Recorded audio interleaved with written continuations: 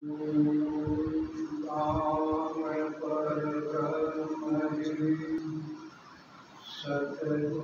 संत जन करिया वंदन करे कल कल बारंबार। नमो नमो हरि गुरु नमो नमो नमो जगतम जन करिया वंदन करे नमो नमो भगवान। अणवे पद प्रकाश के दायक सतगुरु राम अनंत कोटि जन सारे के ताहि करुण प्रणाम। शरणु सतगुरु दयाल को मुकरिते हरि नाम नित्य प्रति संपद साधिकिया जीवन मोक्ष सुखम। सब धरती कागज करूं सब मन कलम करार साध समय शाही करूं श्री सतगुरु गुण ज्ञान का। सब नरा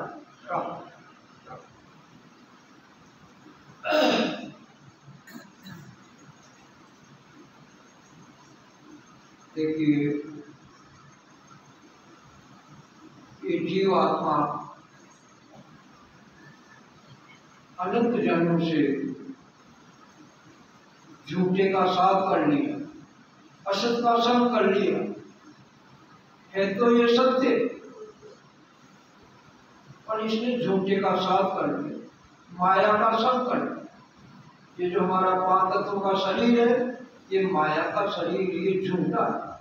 और आत्मा, आत्मा सत्य है, अजर है, अमर है, अविनाशी, इसका कभी नाश नहीं होगा।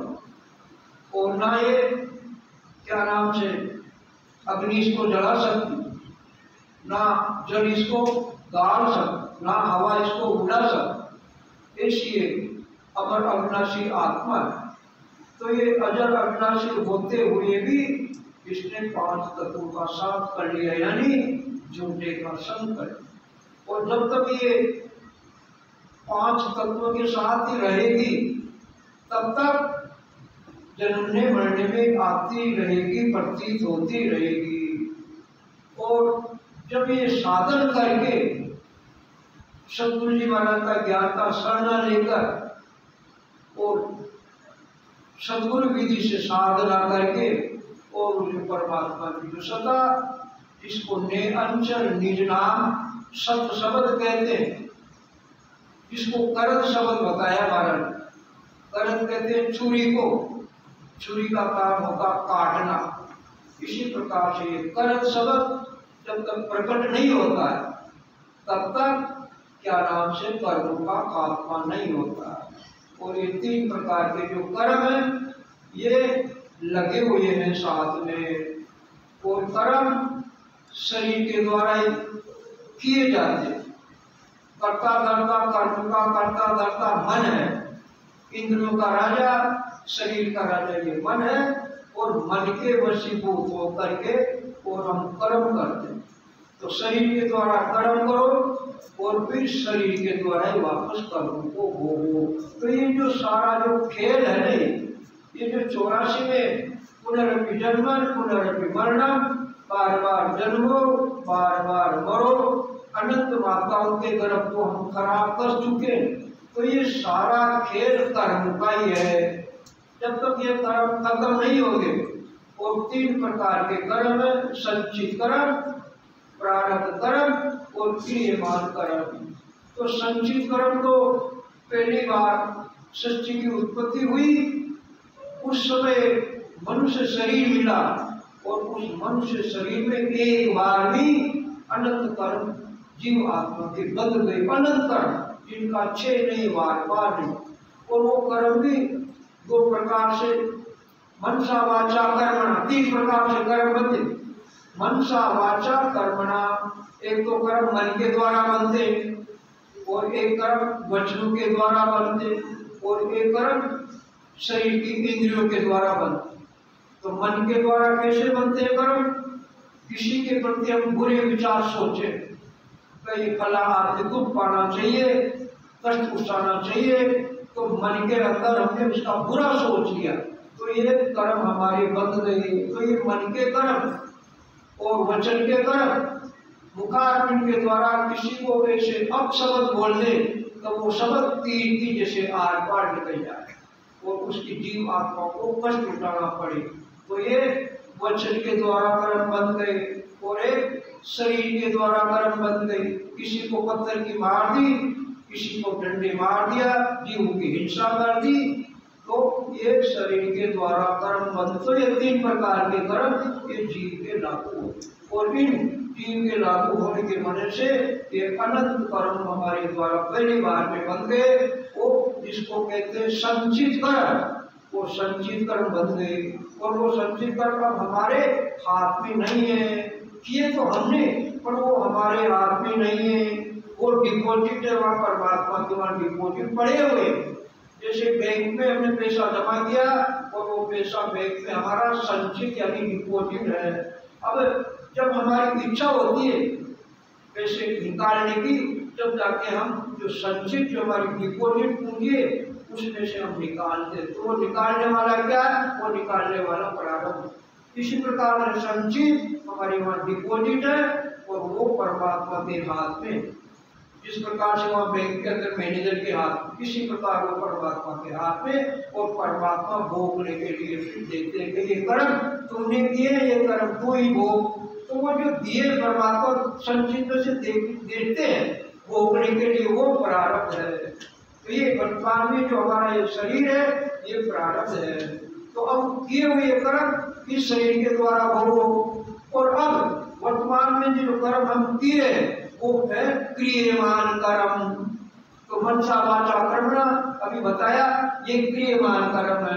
तो अब ये क्रियमान कर्म जो हम कर रहे हैं हमारे, वो कर्म वापस संचित में जमा हो जाएंगे। पहले भी संचित हमारी डिपॉजिट पूंजी है वो कर्म की, और वर्तमान में जो क्रियमान कर्म किए वो क्रियमान कर्म वापस संचित कर्म में मिल गए। इस प्रकार से संचित कर्म हमारे पहाड़ के जैसा ढेर पड़ा हुआ, भोगते भोगते प्रारब्ध के द्वारा भोगते भोगते भी संचित कर्म का चेय नहीं आ रहा है। बार बार ये पर वो संचित कर्म कब करते हैं?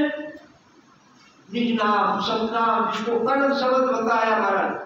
कर्ण शब्द के प्रेम बिना कर्म मोक्ष नहीं जाए। इस कर्ण शब्द जब तक ये प्रकट नहीं होगा ये संचित कर्म खत्म नहीं होंगे। तो ये सारा खेल कर्म का है और ये संचित कर्म भोगते भोगते पूरे कर देंगे और जब तक एक कर्म भी रहेगा उसको वापस भोगेंगे। तो ये सारा खेल कर्म होता है। तो संचित कर्म बिना परमात्मा की भक्ति, निज नाम सतनाम की भक्ति के बिना करते हैं। तो ये कर्म का ही खेल है जो कर्म भोगते भोगते भोगते अनंत जन्म बीते और अनंत प्रकार की माताओं को अपने प्राप्त। तो सारा कर्म का खेल है, मगर ये कर्म बिना भक्ति बिना सुमिरन के बिना करने वाले नहीं। कर सत्संग राम रट रचना कर्म कटे संसारा। कर सत्संग, सत्य का संग करो, सत्य का साथ करो, असत का परित्याग करो, माया को छोड़ो, झूठे को छोड़ो, सत्य का साथ करो। तो सत्य क्या? पहले सत्य से ये हमारी आत्मा सत्य है और दूसरा सत्य वो परमात्मा का निज नाम, जिसको कर्म शब्द बताया जो कर्म को काटने वाला है, दूसरा सत्य को। तो इस सत्य को उस सत्य से मिलाओ।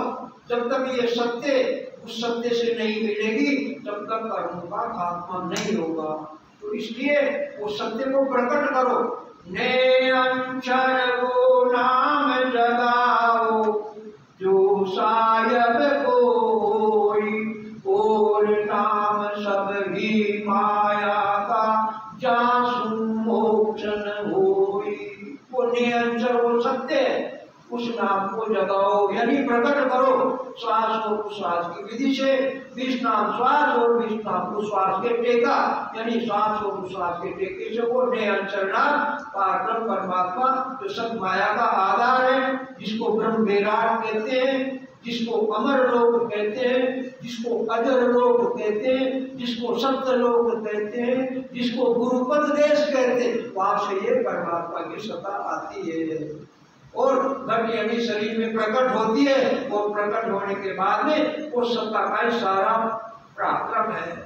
सत्ता की ताकत से जो जन्म जन्मांतर के जो संचित कर्म डिपोजिट पड़े हुए हैं वो परमात्मा की सत्ता के द्वारा ही कटते हैं। इसके अलावा 3 लोग 14 भवन में कर्म को काटने का दूसरा उपाय है ही नहीं है।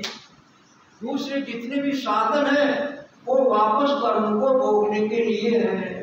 शुभ कर्म करो वापस भोगो, अशुभ करो वापस भोगो। तो ये शुभ और अशुभ कर्म का जो खेल है वो सारा भोगना पड़ता। तो ये सारा काम क्या नाम से कर्म का है और कर्म को काटने की एक की दवाई, एक की औषधि, वो श्वास और विश्वास है। वो बिना परमात्मा की सत्ता कर्म शब्द के बिना ये कर्म कटने वाले नहीं है। तो महाराज ने देखो, महाराज ने सिमरन के में ये बात बताई। सिमरन का क्या करें? सिंह सुगढ़ सुहान सुसेजो बिल्ली तुंदे कर्म संबर जायो। सिंह बल का राजा सिंह शक्तिशाली है जीव में सबसे बड़ा। तो एक सिंह हो और गज कहते हाथियों के टोले के टोले हो। तो जो ही सिंह की आवाज सुनेंगे, सिंह की आवाज सुन के ही बड़े बड़े हाथियों के टोले को भागने में देर नहीं लगती है। क्यों नहीं लगती है? तो सिंह यानी बल का राजा सिंह वो हाथियों से बड़ा शक्तिशाली है। इसलिए क्या नाम से हाथियों के टोले को भागने में टाइम नहीं लगेगी। इसी प्रकार से ये परमात्मा का भी नाम सतनाम की सिंह की जैसे सिंह स्वरूपी शब्द है। सिंह स्वरूपी शब्द है ताजे और घोरे, बेर स्वरूपी जगत बिलके और भागे। इसी प्रकार से सिंह के नाम शब्द है जो गर्जना करता है। वो गर्जना कहाँ करता? आत्मा के निराकार पद में वो गर्जना शब्द को सिंह के समान, इसलिए वो कर्म को काटता। क्यों सिंह के समान करता? जिस प्रकार से सिंह को देखकर हाथी के टोड़े भग जाते, इसी प्रकार से सिंह के समान ये शब्द है जो 24 घंटा गर्जना कर रहा है। तो इस गर्जना के पराक्रम से क्या नाम से हाथी के जैसे जो बड़े बड़े कर्म है, हाथी के समान जो बड़े बड़े कर्म है, उन हाथी के समान कर्म को भागने में टाइम नहीं लगता। क्यों? तो सिंह के समान वो परमात्मा का निज नाम सतनाम शब्द वो गरज रहा है। इसलिए बड़े बड़े हाथी जैसे कर्मों को भागने में टाइम नहीं लगता है। फिर उदाहरण दिया बड़ा, बिल्ली तुंदे कर्म संबर जायो। एक बिल्ली है और मुसब्बर कहते चूहों को। चूहे की टोली हो, हजारों की तादाद में या लाखों की तादाद में चूहे की टोली हो और एक बिल्ली को देखते ही क्या नाम से वो बिल के अंदर भागने में टाइम नहीं लगाते। क्यों नहीं लगाते? तो बिल्ली का कान चूहा है, इसलिए चूहे की टोली बिल्ली को देखते ही भागने में समय नहीं लगता। तो इसी प्रकार से ये कर्म है, वो कर्म भी क्या नाम से चूहे की टोली के जैसे है। इसी प्रकार जिस प्रकार से बिल्ली को देखने के बाद में चूहे रुकते नहीं है, इसी प्रकार ये परमात्मा का नाम है बिल्ली। जो कर्म रूपी चूहे को क्या नाम से भागने में समय नहीं लगता, यानी देरी नहीं लगती। वाज सुनी गरुड़ाडर पयाल कुपे सत वारन लावे। वासक कहते शरण को, वाज सुनी गरुड़ाडर, गरुड़ जी महाराज की आवाज सुन के सर्पों की बेगर टोली की टोली हो तो उनको भागने में समय नहीं लगता। पयाल कुपे सत वार नहीं लावे। पयाल यानी पाताल यानी बिल्लू में जाने में सर्पों की टोली को समय नहीं लगता। क्यों नहीं लगता? तो गुरु जी का कान सरक है, गुरु जी का आहार सरक, इसलिए क्या नाम से वो गुरु जी की आवाज सुनकर और सर्पों की टोली को क्या नाम से भागने में समय नहीं लगता। बाल को देख नहीं सिंह ठाड़ो, जागृत काम जा चोरन आवे। काया चलने वाला ग्वाल हो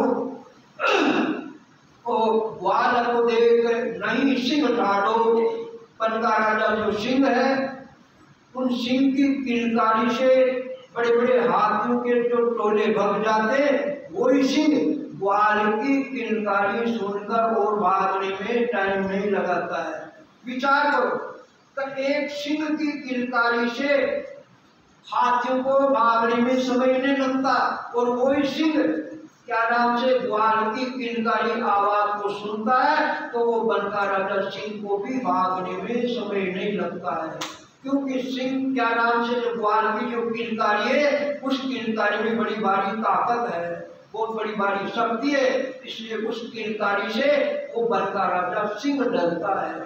देखिए पुराने समय की बात है, आजकल तो समय परिवर्तन हो गया, आंखें देखी हुई बातें, कहानी सुनी हुई बात। तो पहले हर घर में गायों के टोले होते, किसी के 100 गायें, किसी के 2 से, किसी को 3 से, किसी के 4। और पुराने टाइम में राजस्थान में बरसात की कमी होती थी, तो पुराने समय के अंदर उन गायों को चराने के लिए क्या नाम से गांव के अंदर से 10-20 आदमियों का टोला जाता, और क्या नाम से डाल के अंदर, मध्य प्रदेश की जो डाल होती है उस डाल के अंदर गायों को चराने के लिए जाते, और गायों को जंगल में चराते। वो घास होती है, वहाँ बड़ा बड़ा जंगल होता, और उन जंगलों के अंदर बड़े बड़े हिंसक जानवर, बड़े बड़े जहरीले हिंसक जानवर। तो उस समय में ये जो गायें होती थी, अगर गायों को या ग्वाल को अगर कोई हिंसक जानवर आके घेर ले, तो वो ग्वाल क्या करता, अपनी किलकारी मारता। तो किलकारी की आवाज सुनकर और जो गायें जो दूर दूर जंगल में चल रही है, वो सारी गायें भगकर और अपना जो मालिक है ग्वाल, उस ग्वाल के चारों ओर गोल गोल घेरा बनाकर खड़ी हो जाए। तो उस गायों के घेरे के बीच में उस सिंह की ऐसी ताकत नहीं है, उस गायों के घेरे के बीच में वो सिंह कूद कर और उस ग्वाल को खा जाए, ऐसी ताकत नहीं होती थी। ऐसी गायों में ताकत होती, मुंह अपने मालिक की तरफ, सींग और मुंह मालिक की तरफ, और पीठ पीछे की तरफ, इस प्रकार से वो गोला बनाकर पूरी गायें अपने मालिक को घेर लेती थी। और उस सिंह की ताकत नहीं है, किसी जानवर की ताकत नहीं है, तब वो अपने मालिक को खा सके। तो उसकी किलकारी में ऐसी ताकत होती थी, तो गायों का झुंड घेर लेती, और क्या नाम से चाहे सिंह हो चाहे बड़ा हिंसक जानवर हो, वो पास में नहीं आ। इसीलिए वो सिंह क्या नाम से ग्वाल की किलकारी से डरता, इस वजह से पास में नहीं आता। इसी वजह से महाराज कहते, जागर दाम जहाँ चोर नहीं आवे। जिस गांव में गली गली मोहल्ले मोहल्ले में कोई लठ लेकर पूरी रात अगर चौकीदारी करता, तो वहां चोरों का डाव नहीं लगता है। क्यों नहीं लगता? तो चोर 2 चीज देखते, एक तो अंधेरा और एक सुनसान वातावरण, पूरा गांव का गांव सोया हुआ सुनसान हो, उस समय इन चोरों का दाव लगता। और जिसमें गली में, जिस मोहल्ले में क्या नाम से चौकीदार रहता है, तो वहां चोरों का दाव नहीं लगता। इसी प्रकार से ये शरीर रूपी शहर है हमारा, इस शरीर रूपी शहर में 3 लोग 14 बम बसे हुए हैं, और इसके अंदर अनंत प्रकार के चोर, अनंत प्रकार के चोर अंदर में डाका डाल रहे हैं। अनंत प्रकार के चोर घुसे हुए हैं शरीर रूपी शहर में, और वो डाका डाल रहे हैं। और वो चोर कौन है? राग द्वेष कारी मारी, बुरे विचार, बुरी वृत्ति, काम क्रोध मक्रोध, अहंकार, एक अनंत प्रकार के चोर घुसे हुए, और किसको लूट रहे हैं? स्वासारूपी पूंजी जो परमात्मा ने भक्ति के लिए दिए, 21,600 स्वाद, इन स्वासारूपी पूंजी को ये चोर रात दिन लूट रहे हैं। तो अब पैरा कौन देता अंदर में? जिस प्रकार से गांव के अंदर चौकीदार गली गली मोहल्ले मोहल्ले में डंडा लेकर खड़ा है, तो चोरों का गांव इसी प्रकार से शरीर रूपी शहर में घट में रात दिन जिसके निज नाम सतनाम की भक्ति होती है, 24 घंटा पीने की हुई भक्ति होती है, तो क्या नाम से ये पैरा 24 घंटा अंतर में लगता, तो फिर इन चोरों का दाव नहीं लगता है। ये चोर बगड़े में टाइम नहीं लगता भाई, यहाँ तो चौकीदार 24 घंटा बैठा है और 24 घंटा पीने की भक्ति हो रही है, तो फिर इन चोरों का दाव नहीं लगता, वो चोर भग जाते। चोरों का दाव कब लगता? जब रात में कर्म बंधन में 24 घंटा लगते हैं। जो जीव 24 घंटा कर्म बंधन में लगता है, परमात्मा का सुमिरन नहीं लगता, नहीं करते, भक्ति नहीं करते, तो वहां इन चोरों का दाव लगता है। तो कहने का मतलब जिसके घट में तीन मुख में हरि नाम कर्म को जोरन लाग, जिसके मुखारविंद से परमात्मा का नाम 24 घंटा तो होता, तो इनका मुखा इनका जोड़ने लगता है। ऐसी ताकत है इस सुमिरन में, इस परमात्मा के नाम। नाम प्रताप कहे सुखदेव जी, वाज सुने यूं बगावे। इसी प्रकार से इस नाम का और निजाम का घट में पराक्रम है, तो इस पराक्रम के द्वारा वाज सुने यूं अग बगावे। इस नाम के पराक्रम से, भक्ति के पराक्रम से जो जन्म जन्मांतर के जो अनंत प्रकार के जो पाप कर्म जो कर रहे हैं, उन पाप कर्मों को क्षय होने में यानी कटने में समय नहीं लगता, क्यों? परमात्मा के नाम में ताकत है। ये ब्रह्म अग्नि है, ये ब्रह्म अग्नि जिसके घट में जल जाती है, तो ये कर्मा रूपी जो कचरा है, कर्म रूपी कचरा पल जल के राख हो जाता है। जिस प्रकार से पूछ कचरे का ढेर है, बाढ़ पड़ा हुआ खूब बड़ा सारा ढेर है, और उसके अग्नि की चिंगारी लगा दो तो उस पूछ कचरे को जलने में समय नहीं। इसी प्रकार से कर्म रूपी कचरा अंतर में भरा हुआ, तो इस कर्म रूपी कचरे को क्या नाम से जिसके घट में ब्रह्म रूपी अग्नि रात दिन जलती है, तो उस ब्रह्म रूपी अग्नि से एक कर्म रूपी कचरे को खत्म होने में यानी जल बल के राख होने में समय नहीं लगता। तो अब ये ब्रह्म अग्नि जागे कैसे?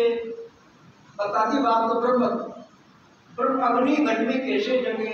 तो संत बता रहे अनादि का साधन है। क्या करे संत? जब लग पेट पीठ नहीं लागे तब लग ब्रह्म अग्नि नहीं जागे।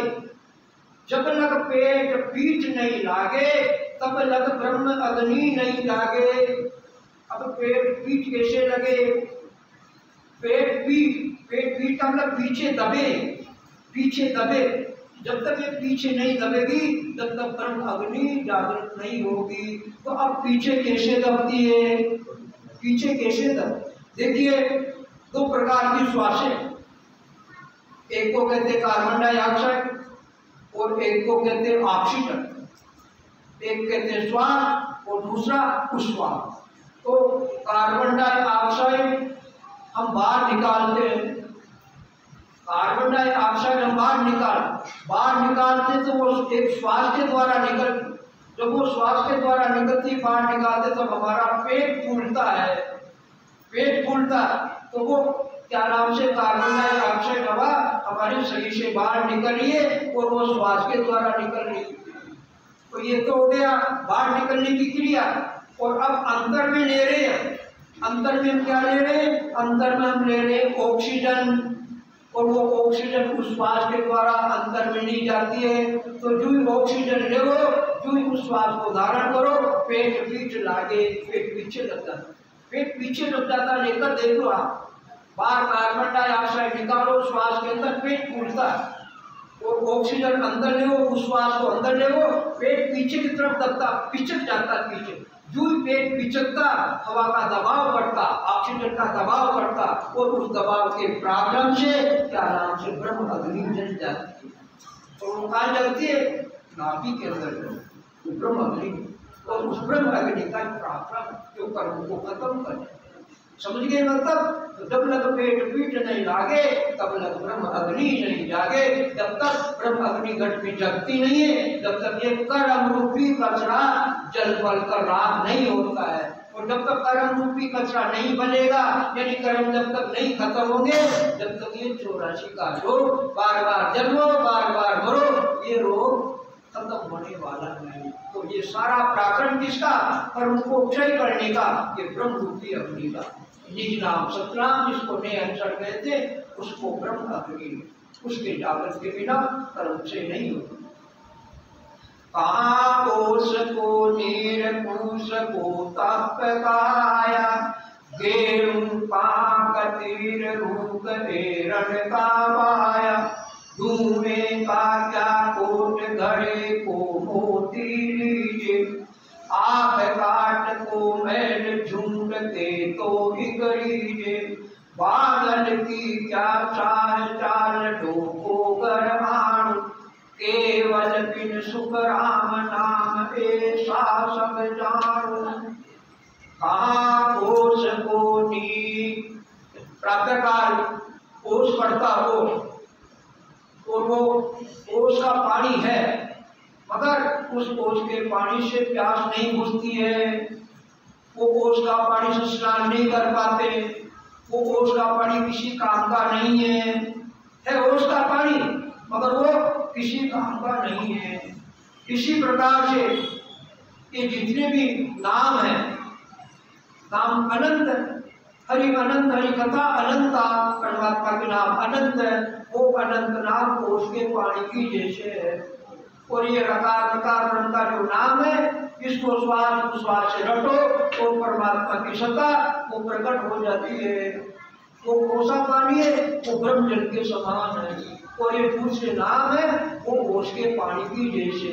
जिस प्रकार से कोष के पानी से प्यास नहीं बुझती, इसी प्रकार से दूसरे नामों से कितना रटो, जन्मने मरने की प्यास नहीं बुझती है। तो जन्मने मरने की प्यास कौन से पानी से बुझेगी? ब्रह्म रूपी जल से बुझेगी, ब्रह्म रूपी जल से, यानी ब्रह्म रूपी जल यानी ब्रह्म की भक्ति से ये जन्मने मरने की प्यास बुझेगी। ये जो कोष का पानी है, ये अनंत नाम कोष के पानी से, और निज नाम सतनाम वो ब्रह्म रूपी जल के पानी की जैसे। तो ब्रह्म रूपी जल के पानी के बिना ये जन्मने मरने की प्यास नहीं बुझती है।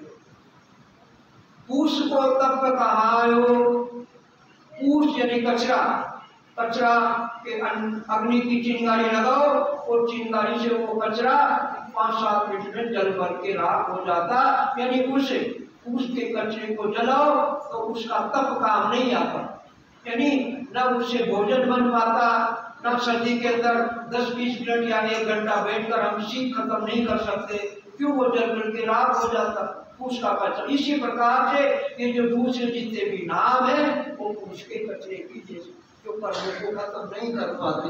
कर्मों को खत्म के लिए तो कोई ब्रह्म अग्नि चाहिए, कोई ब्रह्म नींद चाहिए, इसके बिना ये कर्म खत्म नहीं होते।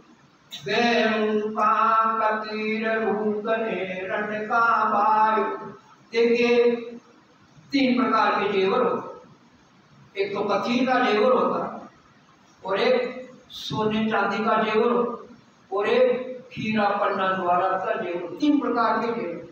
तो गेरू कहाँ कतीर का जेवर है, पैर रखवाया ने, दिखने में सुंदर है, दिखने में सुंदर है, शरीर की शोभा बढ़ाता, मगर उसको वापस बाजार में बेचो तो उसके दाम बिल्कुल भी नहीं मिलते हैं, किसी काम का नहीं है, दाम नहीं मिलते। और दूसरी बात, उस कतीर के जेवर को पहनो तो शरीर में रोग लग जाता है, कान में उसको करो तो कान में रोग लग जाता, नाक में करो तो नाक में रोग लग जाता, हाथों में पहनो तो हाथ के रोग लग जाता, क्यों? कतीर का किसी काम का नहीं है। तो इसी प्रकार से ये कतीर के गहने को वापस दे दो, उसके पैसे नहीं बढ़ते, वो किसी काम का। और एक गहना सोने का है या चांदी का है, चांदी का और सोने को पहनो, शरीर की शोभा बढ़ाता, और उसको बेचो तो जो बाजार के जो भाव होते, उस बाजार के भाव के द्वारा उसके पैसे वापस मिल जाते। तो ये तो हो गया सोना और चांदी का गहना। और एक हीरा पन्ना द्वारा का गहना है, और वो हीरा पन्ना द्वारा का गहना यानी अमूल्य है, उसका न कोई तोल है और न कोई मोल है, तोल मोल नहीं हो। तो इसी प्रकार कतीर का गहना, ये जो प्राणियों का ज्ञान है, ये जो बात सेवा पूजा की जाती है, वो किसके समान है? वो कतीर के जेवर के समान है। खूब ठाकुर जी की सेवा करो, खूब भोग लगाओ, आरतियां उतारो, कलम लंडोत करो, प्रार्थना करो, तो आंख खोल के देखता नहीं है तो भाई मेरा सेवक क्या कह रहा, कान से सुनता नहीं है कि मेरा सेवक के क्या तकलीफ है, मुंह से बोलता नहीं है कि मेरा क्या नाम से सेवक की तकलीफ क्या है। तो वो किसके समान है? वो कतीर के जेवर के समान है। जिस प्रकार से कतीर का जेवर दिखने में सुंदर सुंदर लगता। इसी प्रकार से मूर्ति सुंदर लगती है, खूब जेवर पहना रखे, अच्छे अच्छे कपड़े पहना रखे, पर न तो वो फरियाद सुनती है, न भोग लगाते तो जीमती है, और ना उसको उठा के कोई चोर ले जाए तो स्वयं की रक्षा नहीं कर। तो वो किसके समान है? वो कतीर के समान है। आगे समझ गए? और वही ब्रह्म का ध्यान करो रात दिन, शुद्ध के आधार से ब्रह्म का ध्यान करो, ओम सोम का जपा करो, ध्यान करो। वो किसके समान है? सोने चांदी के समान। सोने चांदी के समान क्या है? तो सोने चांदी को समय पर बेचो, बाजार के भाव से पैसा मिल जाता है, तो उसमें घाटा नहीं है। इसी प्रकार से ब्रह्म की भक्ति, कर्ता पद की भक्ति ये सोने चांदी की जैसे है। और निज नाम सतनाम निरंजन की भक्ति हीरा पन्ना द्वारा की जैसे है। जिस प्रकार से हीरा पन्ना द्वारा का न कोई बोल है न कोई भाव है, इसी प्रकार निज नाम सतनाम निरंजन की भक्ति हीरा पन्ना द्वारा की जैसे है। आगे समझ में तीनों की। अब हमको कौन सा पहनना है वो निर्णय आप कर लो, कतीर का पहनना है वो निर्णय कर लो, और क्या नाम से सोने चांदी का पहनना वो निर्णय कर लो, हीरा पन्ना द्वारा का पहनना वो निर्णय कर लो। मगर अब आपका लालच में समझता उसी में जाएगा, किसमें? हीरा पन्ना द्वारा में जाएगा। भाई ये पहने हमको, जिसका कोई बोल ही नहीं है। तो इसी प्रकार ये निज नाम सतनाम की भक्ति हीरा पन्ना द्वारा की जैसे है। आई समझ में?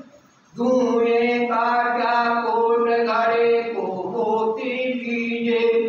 प्रातः का सूर्य उदय नहीं होते उस समय गांव के चारों ओर धुएं का कोट देख लेना। मैंने कल प्रातः काल आप भूमि के गांव के चारों ओर देख लेना, धुएं का कोट नजर आता है, धुएं का कोट। और जो ही सूर्य भगवान ऊपर आते, ऊपर आने की वजह से, प्रकाश की वजह से वो धुआं का कोट बिल्कुल साफ हो जाता। तो पुराने जमाने में राजा महाराजाओं के टाइम में पूरा गांव गढ़ किले के अंदर सुरक्षित रहता। गढ़ किले बड़ा सारा किला कोट होता, और उसके चारों ओर बड़ी बड़ी गहरी खाई होती, उस खाई के अंदर पानी भरता, 24 घंटा पानी, तीनों ऋतु फुल पानी रहता। क्यों पानी इसलिए रहता कि लंबी चौड़ी खाई होती कि कोई दुश्मन पहली बात तो पानी में कूद करके और किले पे अटैक नहीं करे और हमारा किला सुरक्षित रहे। तो पुराने जमाने में राजा महाराजों के टाइम में क्या नाम से कोट किले के अंदर पूरा गांव सुरक्षित रहा। तो इसी प्रकार से धुएं का कोट तो है, मगर वो धुएं का कोट गांव की रक्षा नहीं कर पाता। क्यों नहीं कर पाता? जो सूर्य भगवान उदय होते हैं और जो जो प्रकाश बढ़ता है उस प्रकाश के पराक्रम से वो धुएं का कोट सारा ही खत्म हो। इसी प्रकार से जितने भी अनंत नाम है, जो माया के नाम, अनंत नाम माया के, वो अनंत नाम इस जीव आत्मा की रक्षा नहीं करते। जब जन्मने मरने की जो बीमारी लगी हुई है, वो जन्मने मरने की बीमारी इससे नहीं मिटती है। क्यों? जब धुएं की कोट की जैसे दिखने में सुंदर लगता, मगर वो साफ। इसी प्रकार ये माया के अनंत नाम है, वो जीव आत्मा को मोक्ष की प्राप्ति नहीं करा सकते। इसलिए धुएं का क्या कोट, घड़े को मोती लीजिए। घड़े का मतलब कोला, बर्फ की डली। अब बर्फ की डली घड़े का जो कोला है दिखने में मोती के जैसे चमकता सुंदर, मगर धीरे धीरे अग्नि की ताप से या सूर्य के ताप से वो धीरे धीरे पानी बन जाता।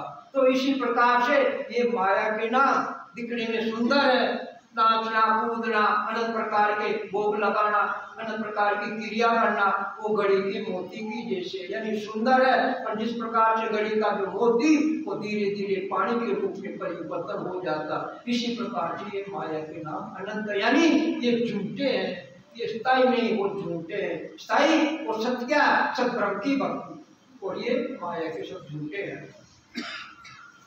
बादल की क्या चाहे जाल ढोको कर आऊं। अभी देख लो बाहर बादल की छाया हो रखी है, सूर्य भगवान बादलों की कोट के अंदर छिपा हुआ, और जो ही धीरे धीरे हवा के पराक्रम से बादल छट जाते हैं तो सूर्य भगवान प्रकाशित हो। इसी प्रकार से ये क्या नाम से बर्फ रूपी अज्ञानता के अंधकार रूपी बादल की ओट में ये जीव भ्रम में पड़ा हुआ। जब तक ज्ञान रूपी सूर्य घट में उदय नहीं होगा, जब तक घट में ज्ञान रूपी सूर्य उदय नहीं होगा, जब तक ये अज्ञानता का अंधकार रूपी ये बादल छटेंगे नहीं। जब जाकर ब्रह्म की भक्ति करेंगे, जब जाकर अंतर में ब्रह्म रूपी बादल ये खत्म होंगे। नहीं तो बिना ब्रह्म की भक्ति के बिना ये ब्रह्म रूपी बादल खत्म नहीं होंगे। तो इसके द्वारा पर कहते हैं जाल डोको गर आणु।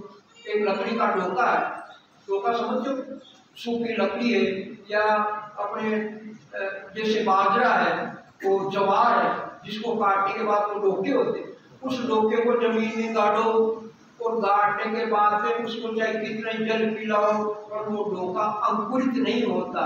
इसी प्रकार से जो माया के अनंत नाम है वो डोके की जैसे है। जिस प्रकार से वो डोका को पानी पिलाओ वो अंकुरित नहीं बन पाता, वो छाया वृक्ष नहीं बन पाता, इसी प्रकार से ये माया के जितने भी नाम है जो झूठे हैं असत्य, वो डोके की जैसे, यानी वो असत्य यानी खराब किसी काम के। केवल बिन सुखराम नाम ऐसा समझानो।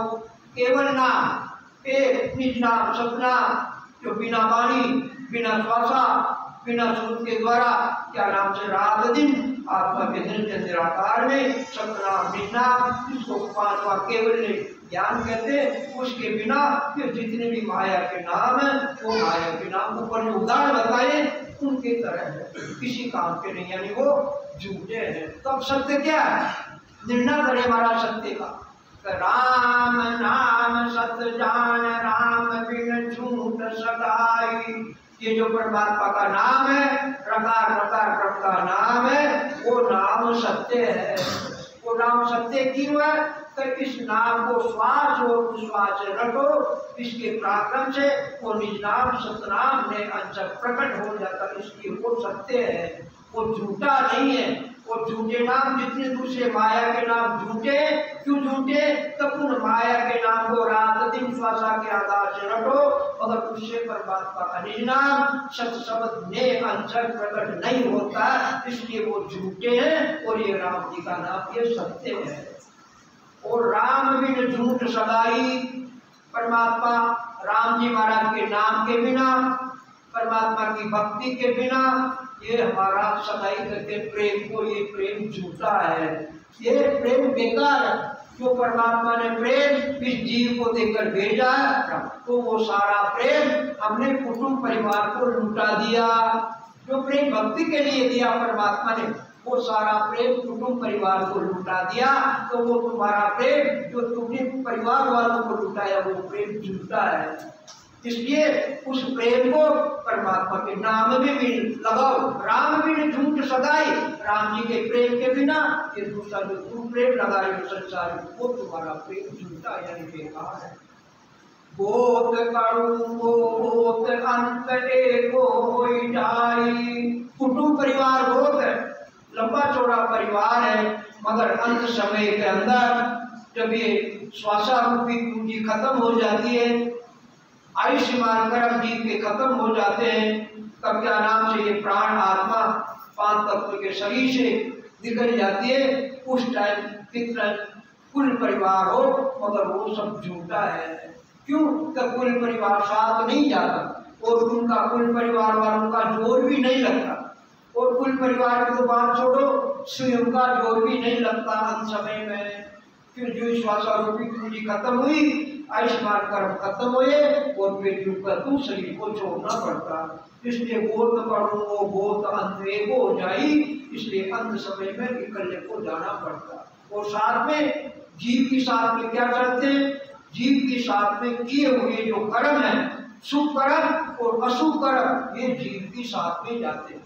और फिर ये जीव शुभ और अशुभ कर्म की जो कोटली है, उस कोटली को लेकर 84 में घूमता है, यानी कर्म को भी 84 में भोगना पड़ता है। इसलिए जीव के साथ में ये कर्म जाते हैं। और जिसके घट में परमात्मा के निज नाम सतनाम की 24 घंटा पीने की भक्ति होती है, तो फिर ये शुभ और अशुभ कर्म का जोर नहीं लगता है। क्यों शुभ और अशुभ कर्म लगते नहीं है जीव के? क्यों नहीं लगते? कि बिना किए 24 घंटा आत्मा के निरंजन निराकार में परमात्मा की सत्ता की अनुभूति 24 घंटा होती है। वो 24 घंटा जो अनुभूति हो रही है वो अनुभूति शुभ और अशुभ कर्मों से अलग है। शुभ अशुभ दोनों शुभ न्यारा जसूर और निर्लाई के शुभ राम राम बिन जग में सब ही कर्म उपाय। ये शुभ और अशुभ से जो बिना किए 24 घंटा जो भक्ति भजन हो रही है, क्या नाम से वो शुभ अशुभ से अलग। तो फिर कर्म का जोर नहीं लगता, यानी किए हुए कर्म लगते नहीं है। और जो संचित कर्म जो अनंत जन्म के वो संचित कर्म क्या नाम से कट जाते और प्रारब्ध कर्म भोग कर पूरे कर देते और क्रियमान कर्म बनते नहीं है। इस प्रकार से तीनों कर्म का खात्मा हो जाता। जब तीनों कर्म का जीव का क्या नाम से खात्मा हो जाता तो फिर धर्मराय जी फिर भुगताने के लिए नहीं गए। क्यों लेखनी? फिर उनकी लेखनी क्या नाम से कम जाती। तो कहने का मतलब जब तक तीनों कर्म नहीं कटेंगे भक्ति के बिना, तब तक ये 84 का जो रोग है ये मिटने वाला नहीं है। इसलिए अंत समय में जीव के साथ में किए हुए कर्म जाता। हटवाड़े को लोग आन ग्रेही सब बेला। देखिए पुराने समय में हटवाड़ा लगता, किसी शहर में तो क्या नाम से 15 दिन में लगता और किसी में 1 महीने में लगता। तो हटवाड़े के अंदर क्या होता कि अगर कोई अपनी वस्तु अगर कोई बेचनी होती है तो उस वस्तु को हटवाड़े में ले जाते, और अगर कोई चीज खरीदनी होती है तो हटवाड़े में से खरीद कर लेता। तो कभी कई तो 15 दिन में और कई महीने में सब जगह हटवाड़ा लगा। तो कहने का मतलब हटवाड़े को लोग आन ग्रेही सब बेड़ा। हटवाड़े के अंदर आकर घर वाले आकर इकट्ठे होते और इकट्ठे होने के बाद में आप आपके कार्य आन सभी हुए बेला। आप आपके कार्य के लिए किसी को बेचना तो उस बेचकर वो चले जाते, और किसी को कोई चीज खरीदनी होती है तो वस्तु को खरीद के और सायकाल वापस चले जाते। बिन करे व्यापार संच अपने घर जावे, और बिन व्यापार करके और सायकाल संचित करके फिर वापस अपने घर को चले जाते। जन सुखिया नर मुद्ध गिरेगा दाम कुमारे। और जो मूर्ख आदमी होता है, जो बेवकूफ आदमी होता है, पैसे तो लेकर आता घर से मगर उन पैसों का सदुपयोग नहीं कर पाता। और जो गिरे के जो दाम जो घर से लेकर आता वो गिरे के दाम यानी बुरे विचारों बुरे व्यसनों में कमाकर और खाली के खाली चला जाता। तो ये तो बाहर का उदाहरण दिया महाराज, और अब अंतर का उदाहरण दिया महाराज। तो अंतर का उदाहरण क्या दिया? यूं ग्रेही में सब जीव हाट मज बेला होई। किसी प्रकार से हम घर के अंदर, हमारे घर के अंदर, कुल परिवार के अंदर हम सब इकट्ठे हुए हैं। सब इकट्ठे हुए, और इकट्ठे क्यों हुए हैं? कारण क्या है होने का? तो हम दावा बदला चुकाने के लिए इकट्ठे हुए हैं। दावा बदला जो कर्मों के जो दावे बदले पूर्व जन्म के उन दावे बदलों को चुकाने के लिए हम कुल परिवार में इकट्ठे हुए हैं। तो वो दावा बदला हम चुकाते हैं। तो अब उदाहरण के लिए मैं आपको समझाऊंगा, उदाहरण में आप समझ जाओगे। किसी पिता के 5 संतान है, 5 संतान। अब 5 में से 4 संतान तो सेवाभावी है, माता पिता को आज्ञा का पालन करते, किए हुए काम को समय पर निपटाते और माँ बाप के वचनों की अवहेलना नहीं करते, यानी 24 घंटा माँ बाप के वचनों का पालन करते। 4 लड़के और एक लड़का माँ बाप के वचनों को पालन नहीं करता, माता पिता से दंगा फसाद करता, लड़ाई झगड़ा करता और अनंत प्रकार के क्या नाम से माता पिता को कष्ट देता। तो लड़के 4 वो भी हैं और लड़का 1 वो भी है, मगर ये सारे दावे बदले चुकाने के लिए आए। वो दावा बदला चुका रहा है, जो माता पिता को कष्ट दे रहा वो अपना दावा बदला चुका रहा। क्यों चुका रहा? तब पहले के जन्म में वही माता और पिता उस बच्चे को पता नहीं किस योनि में उसको कष्ट पहुंचाया, इसलिए वो कष्ट का दावा बदला चुकाने के लिए दूसरी योनि में वो माता पिता बन गए और वो उनका लड़का बन गया और वो अपना दावा बदला अपने माता पिता के साथ चुका रहा। एक पत्नी तो अपने पति की आज्ञा को उल्लंघन नहीं कर, और एक पत्नी 24 घंटा अपनी पति से लड़ाई झगड़ा दंगा फसाद कर, तो एक पत्नी तो सेवा भावी जो आज्ञा का उल्लंघन नहीं करते, और एक पत्नी 24 घंटा लड़ाई झगड़ा दंगा फसाद करते। तो कहने का मतलब ये सारे के दावा बदले के हैं। इसलिए ये हटवाड़ा हमारा घर जिस घर में आए वो हटवाड़ी की जैसे, तो हम दावा बदला चुका है, और जो ही दावा बदला चुक जाएगा, स्वाचारोपी पूंजी खत्म हो जाएगी, आयुष्मान कर्म खत्म हो जाएंगे, और फिर जो ही इस संसार से कूच कर जाएंगे। तो कहने का मतलब दावा बदला चुकाने के लिए संसार में आए। नपो समझिया हो ये बात तुम लाओ कोई, नपा किसमें है? नफा समझ के देखो, वस्तु में नफा नहीं, नफा है भाव के। अब वो भाव में नफा कैसे समझोगे आप? देखिए, आज के 50 साल पहले या 60 साल पहले या 70 साल पहले सोने का भाव था 100 रुपये तोला। क्या भाव?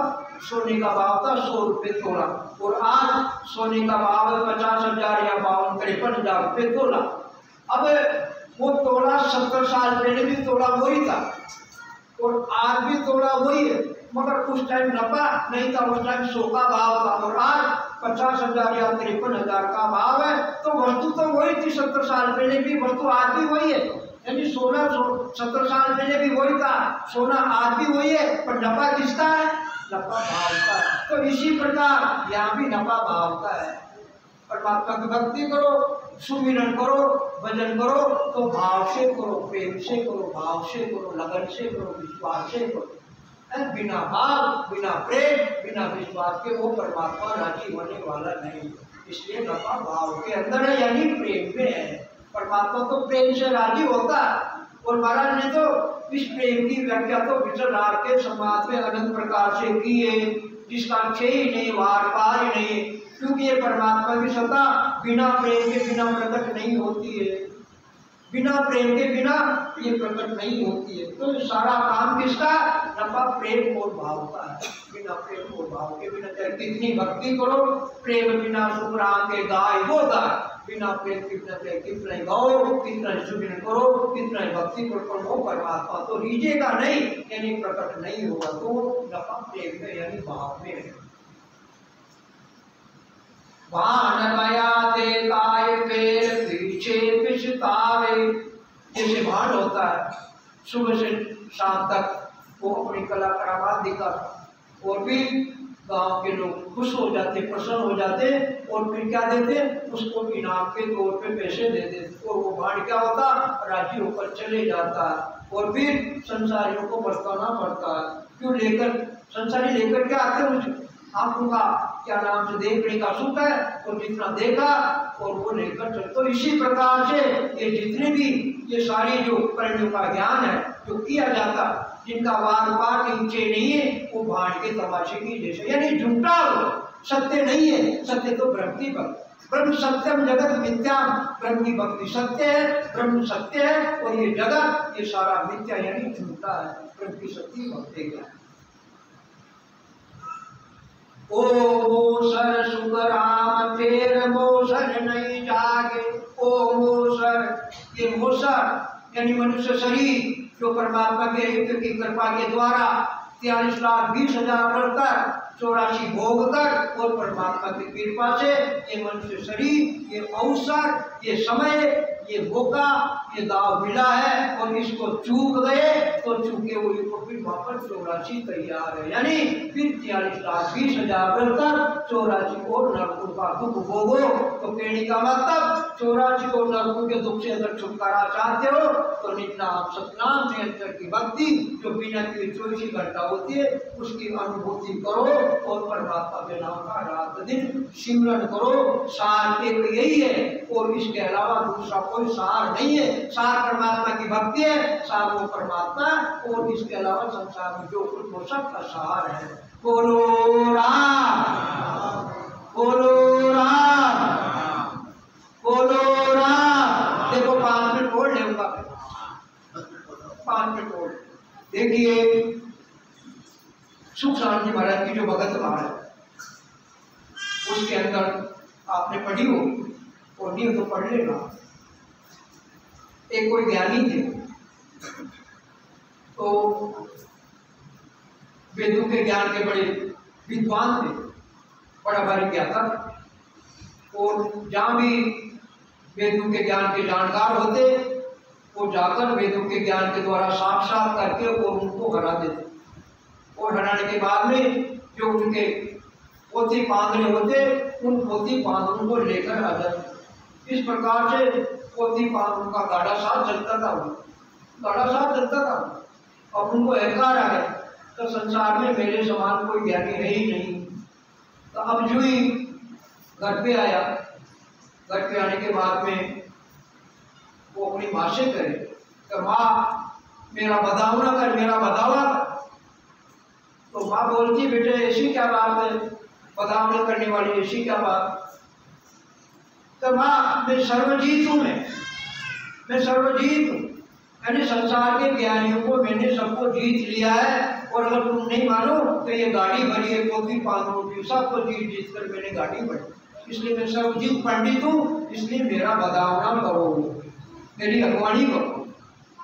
तो वो माँ कह रही है कि बेटा बदावना तेरा जब करूंगी तो काशी के अंदर कबीर जी महाराज बड़ी बारी मान संत है, और वो सर्वजीत पंडित की माँ भी कबीर जी महाराज की शिष्य थी।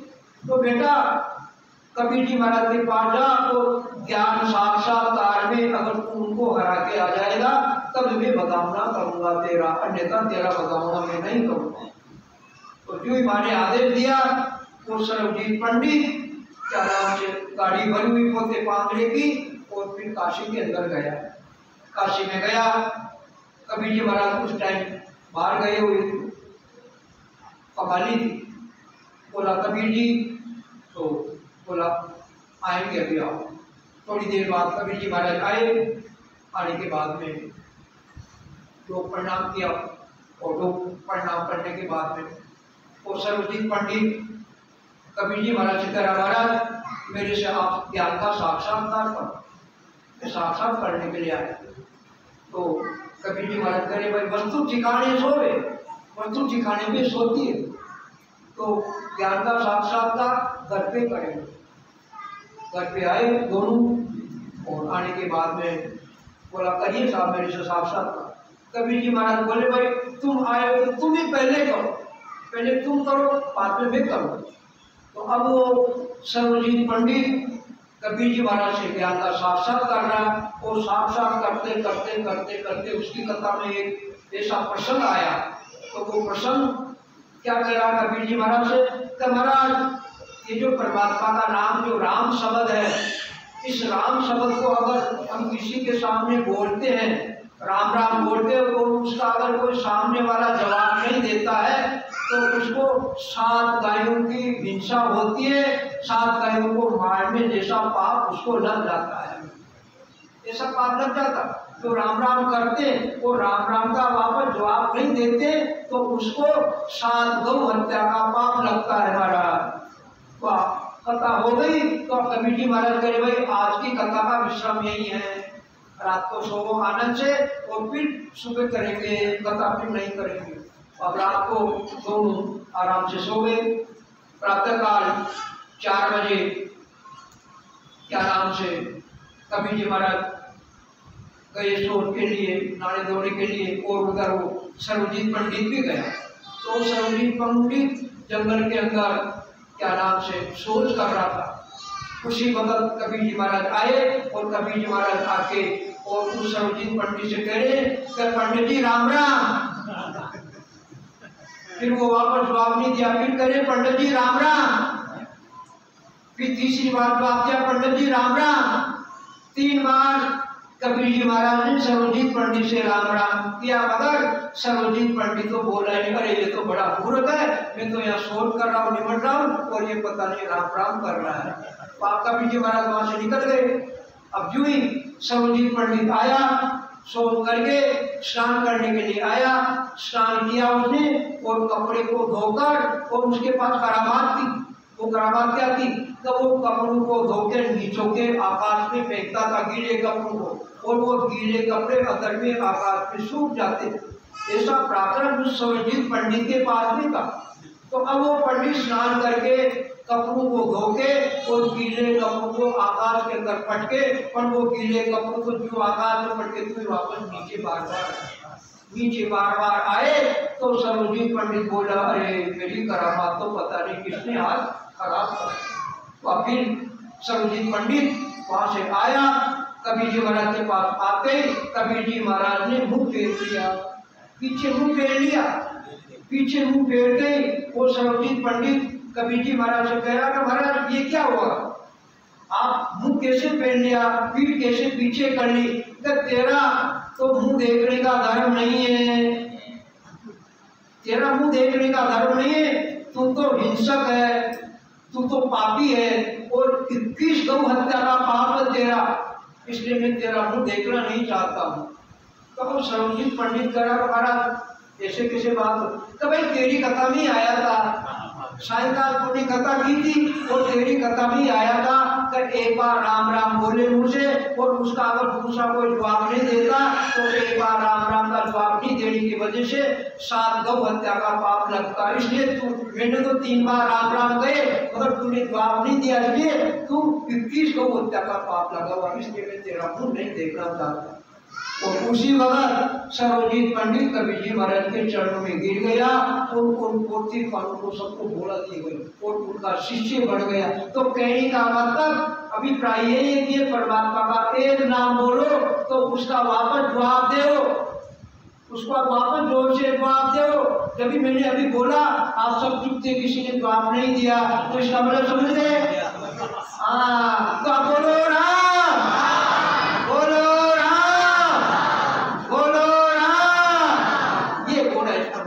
नाम है। अगर एक साथ हम बोले तो जन्म जन्मांतर के हमारे जो पाप कर्म लगे हुए वो सारे पाप कर्म निकल के सब खत्म हो जाएंगे। तो ऐसा प्राकरण इस परमात्मा के नाम में, इसलिए कोई बोले और इस नाम में ताकत है, राम के नाम में, दूसरे में नहीं है। हम हाथ जोड़ के बोलते हैं राम राम, 2 बार हम बोलेंगे, अगले वाला भी 2 बार बोलेगा, 4 बार, और दूसरे नाम ले तो उसमें 2 बार नहीं, इसमें नाम में ताकत, राम राम सा, अगला बोलेगा राम राम सा, राम राम, तो कितना नाम है, तो ऐसा इसमें ताकत। इसलिए इस नाम को बोलो, प्रेम से, भाव से, विश्वास से बोलो, तो जन्म जन्मांतर के सारे क्रम से हो जाएगा।